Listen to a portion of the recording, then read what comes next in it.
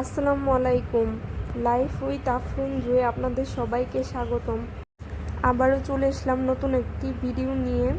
কাল রাতে একটা গল্প পড়ছিলাম, গল্পটা ঢাকার রায়হান ভাইয়ার ও মিতা ভাবি। তো চলেন শুরু করা যাক। ঢাকার এক পুরনো এলাকায় নতুন একটি বাসায় উঠে রায়হানদের পরিবারে ছিল রায়হান, তার স্ত্রী মিতা আর তাদের 7 বছরের মেয়ে তুলি। বাসাটা ছিল অনেক বড়, ভাড়া কম আর দেখতে বেশ সুন্দর। শুধু একটা ব্যাপার সবাইকে একটু অস্বস্তিতে ফেলে, পুরো বাসাটায় সবসময় অদ্ভুত ঠান্ডা লাগতো। বাসায় ওঠার প্রথম 2 দিন সবকিছুই ঠিকই ছিল, কিন্তু তৃতীয় রাত থেকেই শুরু হলো অদ্ভুত ঘটনা। রাত ঠিক 2টার দিকে রান্নাঘর থেকে থালা বাসনের শব্দ আসতে থাকে, যেন মনে হচ্ছে কেউ ধীরে ধীরে প্লেট সাজাচ্ছে।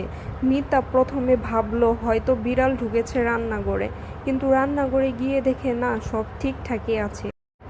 পরের রাতেও একই ঘটনাই ঘটল। এবার শব্দের সাথে হালকা করে কান্নার আওয়াজটাও শোনা যাচ্ছে।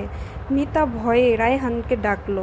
দুজন রান্নাঘরে গিয়ে দেখে সিঙ্কের পাশে পানি পড়ে আছে, অথচ কল পুরোপুরিই বন্ধ।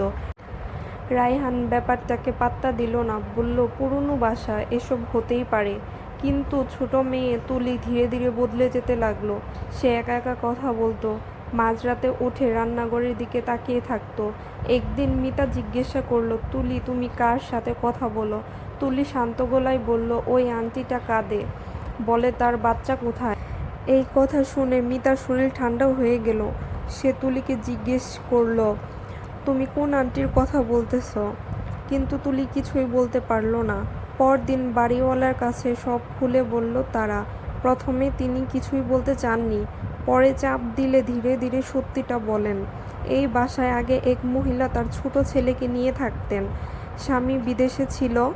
এক রাতে রান্নাঘরে গ্যাস লিক হয়ে আগুন লাগে, মহিলাটি মারা যান, কিন্তু তার ছোট ছেলেকে আর কখনোই খুঁজে পাওয়া যায়নি।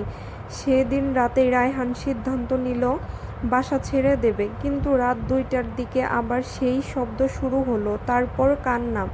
হঠাৎ তুলি নিজের ঘর থেকে বের হয়ে ধীরে ধীরে রান্নাঘরের দিকে হাঁটতে লাগলো। তার চোখ বন্ধ, কিন্তু মুখে অদ্ভুত রকমের হাসি। মিতা দৌড়ে তাকে ধরতে গেল। ঠিক তখনই রান্নাঘরের লাইট নিজে নিজেই জ্বলে উঠল।